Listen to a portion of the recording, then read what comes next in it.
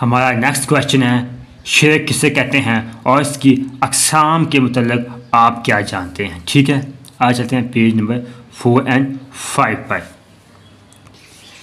ठीक है, ये जहाँ से शुरू होगा मुकम्मल होगा। आपको पता है कि अल्लाह ताला एक ही ज़ात है जो इस कायनात का निज़ाम चला रही है। उसके अलावा इसको किसी और महबूद बनाना और शरीक करना उसको शिरक कहते हैं।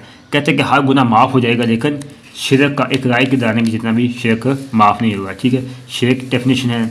और इसके बाद आ जाएगा ज़ात में शिरक, सफ़ात में शिरक, सफ़ात के तकाज़ों में शिरक। ठीक है, और ये यहाँ तक होगा मुकम्मल। इसको हम तफसील से रीड करते हैं।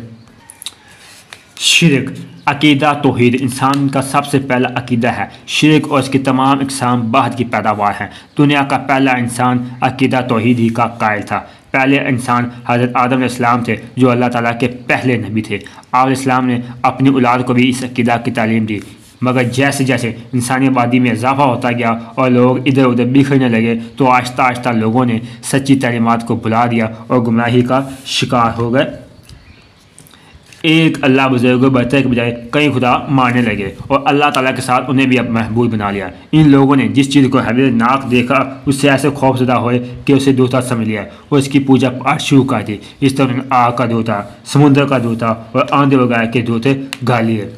दूसरी तरफ जिन चीज़ों को बहुत नफ़ा बख्श पाया उनकी पूजा शुरू कर दी। गाय वगैरह की पूजा इस वजह शुरू हुई।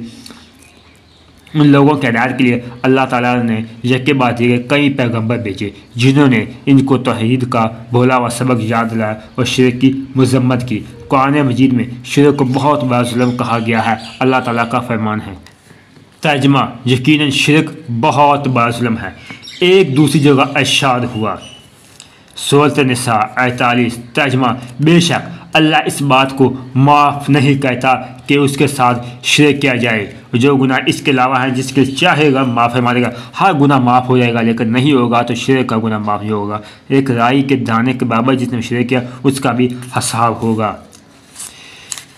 शिरक के लघु मानी हिस्सादारी और साझेपन के हैं, जिन्हें अल्लाह के अलावा किसी और को शरीक करना, जिन्हें ये कह देना कि और महबूद है, कि कोई और देवता है, कोई और है, कोई जो निज़ाम चला है। ठीक है, वो शिरक है।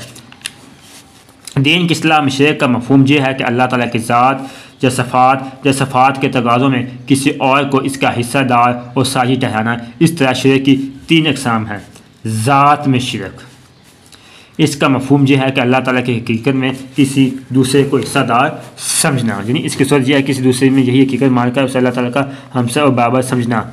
और दूसरी सूरत यह है कि अल्लाह ताला को किसी की औलाद समझना या किसी को अल्लाह ताला की औलाद समझना, क्योंकि वालिद और औलाद की हकीकत एक ही होती है। लिहाजा जिस तरह 2 खुदाओं या 3 खुदाओं को मानना शिरक है, इस तरह किसी को अल्लाह ताला का बेटा या बेटी समझना भी शिरक है। आगे सूरत अल-इखलास 3 ना वो किसी का बाप है और ना वो किसी का बेटा है और ना कोई इसके बराबर है। ठीक है, अब दूसरा सफ़ात में शिरक, इसका मफहूम यह है कि अल्लाह ताला जैसी सफ़ात किसी दूसरे में मानना और जैसा इल्म, कुदरत या इरादा किसी दूसरे के लिए साबित करना, किसी दूसरे को अज़ली व अब्दी समझना या किसी दूसरे को कादिर मुतलक तसव्वुर करना, ये सब शिरक है। अल्लाह ताला का इरशाद है, तर्जमा इस अल्लाह जैसा कोई शय नहीं, क्योंकि हर मखलूक अल्लाह ताला की मोहताज है। जिसमें जो सिफत पाई जाती है वो अल्लाह ताला की अता करदा है, जबकि अल्लाह ताला की तमाम सफ़ात ज़ाती हैं, किसी की अता करदा नहीं हैं।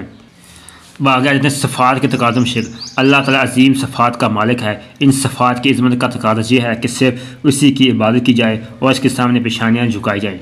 हकीकी तात मोहब्बत का सिर्फ उसी को हकदार समझा जाए और ये ईमान रखा जाए कि वही कारसाज है।